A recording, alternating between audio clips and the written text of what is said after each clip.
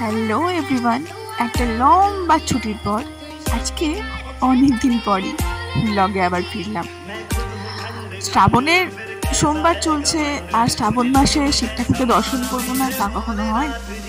তাই আমি চলে গেছিলাম নবদ্বীপে। নতুন শিব ঠাকুর হয়েছে, সেই শিব ঠাকুরটা দেখতে। আর সেই জায়গাটা আমাদের বেশ মনোরম লেগেছে। একটা শান্ত নিরিবিলি জায়গা, যথেষ্ট বড়, একটু ঘুরে বেড়ানোর মতো। বাচ্চাদের তো গেলে খুবই ভালো লাগবে। ছোটখাটো একটা পার্কের ব্যবস্থাও আছে বাচ্চাদের জন্য। আর সেখানে গিয়ে আমাদের কেমন লেগেছে তোমরা দেখলে বুঝতেই পারবে এই ব্লগটা। আশা করি তোমাদের সবারই খুব ভালো লাগবে।